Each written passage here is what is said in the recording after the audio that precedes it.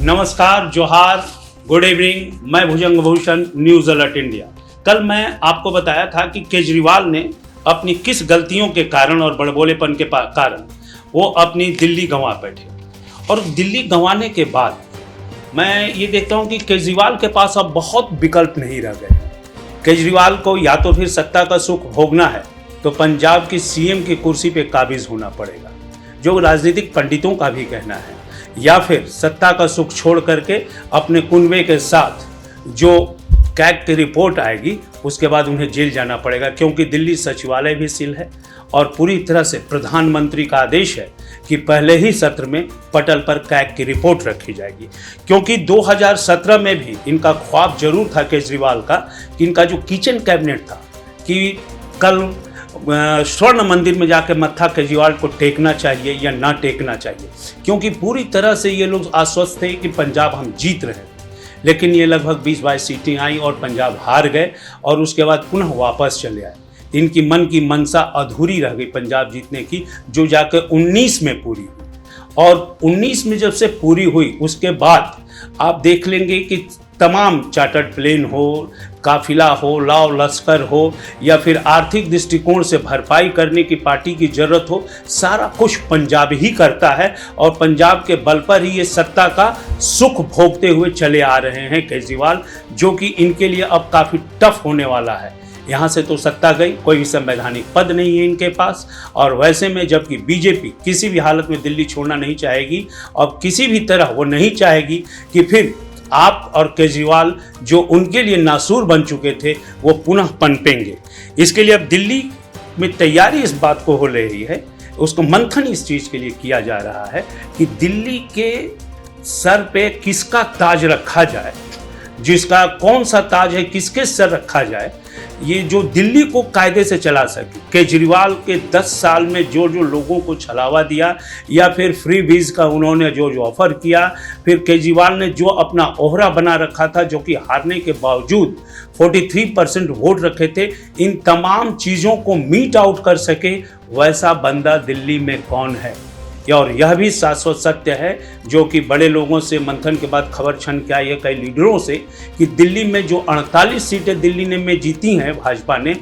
कोई भी मुख्यमंत्री उन्हीं 48 के बीच से होगा। तो इस मंथन में सबसे पहले देखा जा रहा है कि दिल्ली में जो भी सीएम बनेगा वो नेशनल फिगर होगा, क्योंकि सारे तंत्र हमारे दिल्ली में है, चाहे प्रिंट मीडिया का हो, इलेक्ट्रॉनिक मीडिया का हो, सुप्रीम कोर्ट हो, हाई कोर्ट हो, या ब्यूरोक्रेसी के जो टॉप मोस्ट के लेवल के लोग हैं, इंडस्ट्रियलिस्ट हैं, सारे दिल्ली में रहते हैं। जो दिल्ली का सीएम होता है वो नेशनल फिगर होता है, उसका ओहरा भी उतना ही बड़ा चाहिए। और जो लकीर केजरीवाल ने खींच रखी है, उस लकीर से बड़ी लकीर खींचने वाला व्यक्तित्व का इंसान भी चाहिए, ताकि केजरीवाल और आपकी लकीर छोटी पड़ जाए। तो दिल्ली में इस चीज़ को देखते हुए पूर्वांचली, सबसे पहले जो पूर्वांचली थे, जो कल भी मैंने आपको जिक्र किया था पिछले एपिसोड में, कि पूर्वांचलियों को जिस तरह से इन्होंने तंग किया, बाद में उनको अपने बोलते हैं कि अपने शीशे में उतार लिया केजरीवाल ने, और वो शीशे में उतारने की वजह से पूर्वांचली इनको काफ़ी वोट किए। और इस बार लगभग टोटल जो 25 से 30% पूर्वांचली थे, उसमें से 50% पूर्वांचली खिसक करके भाजपा की तरफ आ गए, क्योंकि पूर्वांचली काफ़ी सेंटिमेंटल होते हैं। पहले भी मैंने बताया था, आप उसके सामने बेटे की कसम खाएं, माता पिता कसम खाएं, फिर वो कसम झूठी निकले तो वो उसको देखते हैं वो। तो वैसी परिस्थिति में पूर्वांचलियों ने इस चीज़ को लेकर के बीजेपी को वोट दिया है, और बीजेपी उनका मान रखते हुए पूर्वांचलियों को, तो उन्होंने पूर्वांचल से कोई मुख्यमंत्री देने की बात भी आ रही थी। लेकिन पूर्वांचल में 3 बिहार के जो लोग हैं, जिसमें अभय वर्मा, चंदन चौधरी और पंकज चौधरी, ये भाजपा के 3 विधायक जो जीत गए हैं। इसमें अजय वर्मा तो एक थोड़े अनुभवी हैं, सेकंड टर्म में, बाकी लेकिन कुछ फर्स्ट टर्म में कुछ को अनुभव बहुत कम है। तो ऐसे अनुभवहीन लोगों को, राजनीतिक अनुभव अभी इनको उतना नहीं है कि वो दिल्ली जैसे कैपिटल का सीएम बने और केजरीवाल के द्वारा खींची गई लकीर के ऊपर लकीर पार पाएं। इस तमाम संभावनाओं को देखते हुए लग रहा है कि इन तीनों में से किसी की बात जमेगी नहीं। अब रही बात कि अगर इन तीनों में से किसी की बात नहीं जमती है तो फिर एक विकल्प और आता है। दिल्ली के 2 पूर्व मुख्यमंत्री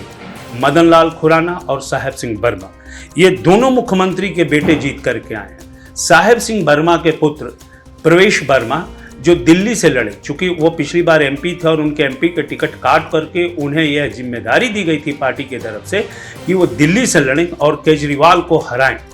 और उन्होंने पार्टी के इस होमवर्क को एक्सेप्ट किया और बड़ी कायदे से जितनी भी निगेटिव चीज़ें थी, या जमुना का पानी हो, दिल्ली शहर में पीने की पानी हो, या फिर शीश महल की जो चर्चा हो जिसको मॉडल बना दिया था बीजेपी ने इस पूरे चुनाव में, वो कि लैट्रिन बाथरूम 8 लाख का है, कमोड 20 लाख का है, घर में 40 करोड़ से ज़्यादा खर्च हुआ है, इन तमाम चीज़ों को बड़ी कायदे से रखा और आम लोगों को बहुत अच्छे से कन्विंस किया, जो कि केजरीवाल के हार का कारण बन गया। तो ये उनकी एक पॉजिटिव साइन है प्रवेश वर्मा की, जिसको लेकर के उनका ग्राफ थोड़ा ऊपर आता है। लेकिन हरीश जो है, हरीश खुराना, वो मदन लाल खुराना के पुत्र हैं, वो काफ़ी सीजन्ड हैं, लेकिन कुछ उन पे आरोप हैं सीनियर होने के बावजूद, जिससे मुझे लग रहा है कि उनको कंसिडर बीजेपी नहीं करेगी। और बीजेपी यदि उनको कंसिडर नहीं करती है तो इसमें प्रवेश वर्मा का ग्राफ थोड़ा सा ऊपर दिखाई पड़ता है। अब रही बात की जो विजेंद्र गुप्ता हैं और सतीश उपाध्याय,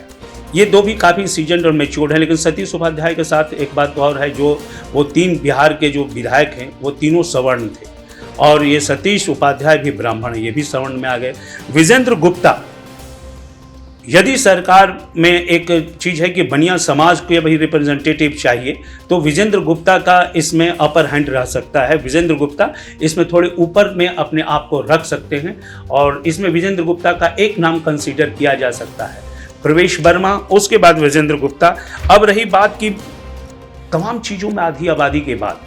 महिला नारी शक्ति सशक्तिकरण, महिला उत्थान, बहुत सारी चीज़ें मोदी जी स्वयं करते रहते हैं, तो उसमें महिलाओं को कितनी तरजीह दी जाएगी इस पूरे प्रकरण में, यह भी देखना बहुत लाजमी होगा। 4 महिला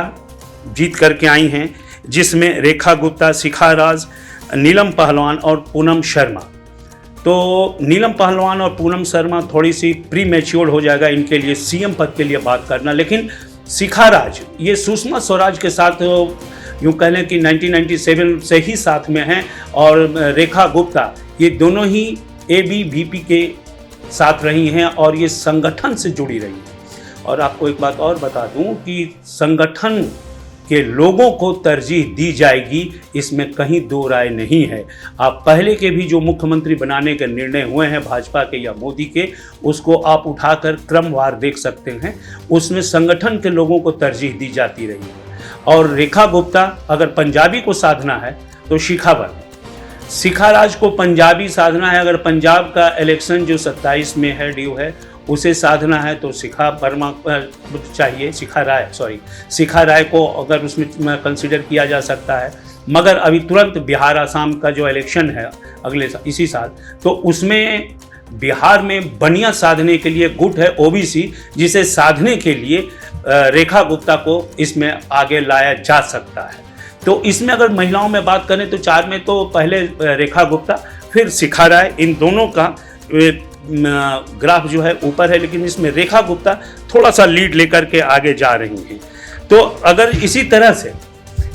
इन महिलाओं में हो गया, इसके अलावे जो महिलाएं अगर नहीं बना पाती है बीजेपी, तो इसमें से इन दोनों में से किसी एक को डिप्टी सीएम जरूर बनाएगी, और ये माना जा रहा है कि 2 डिप्टी सीएम इस बार बनाए जाएंगे मुख्यमंत्री के अलावा, क्योंकि बीजेपी अब पूरे ढंग से समाज को, जाति को, सबको साधने की कोशिश कर रही है। क्योंकि अभी भी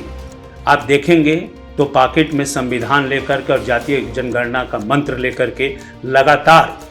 आपके जो राहुल गांधी हैं वो पूरे देश में मूव करते रह रहे हैं। यद्यपि कि कुंभ के बाद से और दिल्ली हार के बाद से वो चुपचाप हैं। दिल्ली हार में शून्य लाने के बाद भी आप देख लें कि कांग्रेस कितनी खुश है, उसको अपने हारने का गम नहीं, लेकिन केजरीवाल के जो झूठ और नौटंकी के किले का कंगूरा था वो गिर जाने का ज़्यादा खुशी है। यद्यपि कि इसमें कांग्रेस का दोष नहीं है। पिछले चुनाव में जो लोकसभा के चुनाव हो रहे थे उस समय गोपाल राय जो आप पार्टी के हैं, उन्होंने कहा था कि कांग्रेस के साथ केवल और केवल हमारे गठबंधन थे और लोकसभा के चुनाव के लिए थे, और विधानसभा के चुनाव में हमारे कोई भी गठबंधन नहीं होगा, हम स्वतंत्र रूप से लड़ेंगे। तो ये घोषणा उन्होंने की थी और ये उनको पूर्ण विश्वास था कि इस बार मैं तीसरी बार, यानी कह लें कि पार्टी चौथी बार आएगी और मुख्यमंत्री केजरीवाल ही बनेंगे, क्योंकि इतिहास गवाह है कि जिसने दिल्ली पे फतह किया उसने हिंदुस्तान पे फतह किया। इसीलिए मैं कहता हूं कि दिल्ली का सीएम नेशनल फिगर होता है, क्योंकि जो भी आक्रांता है पहले वो दिल्ली फतह करते थे और उसके बाद वो हिंदुस्तान की ओर बढ़ते थे। लेकिन बीजेपी के जो गुजरात के दो बड़े भाई थे, उन दोनों के अंदर में एक टीस था कि पूरा हिंदुस्तान जीत लिए, दिल्ली नहीं जीते, इसका सुकून होगा। और इस चुनाव में एक और चीज़ देखने को आया, मीडिया का परसेप्शन जो एग्जिट पोल होता था वो पिछले कई चुनाव में गलत साबित होता आ रहा, या महाराष्ट्र का चुनाव हो, या हरियाणा का चुनाव हो, गोवा का चुनाव हो, या पिछली बार एमपी का चुनाव हो जिसमें 400 से ऊपर सीटें वो दे रहे थे भाजपा को और 240 आई। तो ये तमाम परसेप्शन को लेकर के इस बार मीडिया काफ़ी सहमी हुई थी, लेकिन इस बार मीडिया के परसेप्शन को मुहर लगाया आम जनता ने, और मीडिया भी काफ़ी आश्वस्त हुई अपने परसेप्शन को लेकर। जो भी मतदाता आप पार्टी से 10 से 12% छिटक करके बीजेपी में आए हैं, वो बढ़िया मतदाता हैं। उनको साधने के लिए कोशिश ये होगा कि किसी न किसी ओबीसी से मुख्यमंत्री को बनाया जाए, और ऐसे में 25 से 30% जो पूर्वांचली हैं उनको साधने की सबसे ज़्यादा कोशिश होगी और उनमें से प्रतिनिधि देना होगा, क्योंकि दिल्ली बहुत लंबे समय के बाद भाजपा के हाथ में आई है और इस दिल्ली को बहुत लंबे समय तक भाजपा अपने साथ रखना चाहेगी, चाहे इसके लिए उसे जो भी कोर कसर उठाना हो, जो भी उसके लिए तकनीक अपनानी हो। कल बल छल राजनीति में और मोहब्बत में और जंग में सब जायज़ है, यही कहते हैं कि, और इसमें जो भी जायज़ है वो सारे तकनीक बीजेपी अपनाएगी। एक तरफ आगामी चुनाव का एजेंडा है, बिहार में चुनाव है, उसको देखते हुए भी दिल्ली में किसके सिर पे ताज रखा जाए, इसमें मंथन चल रहा है। अभी मंथन का दौर है, लेकिन मोदी जी के विदेश दौरे के बाद इस दौर का समापन होगा और घोषणा होगी कि किसके सर ताज रखा जाएगा। लेकिन इन 2-3 नामों के बावजूद, विजेंद्र गुप्ता हो, प्रवेश वर्मा हो, रेखा गुप्ता हो, या इसमें एक मोहन विष्ट का भी नाम आ रहा है, लेकिन उनका नाम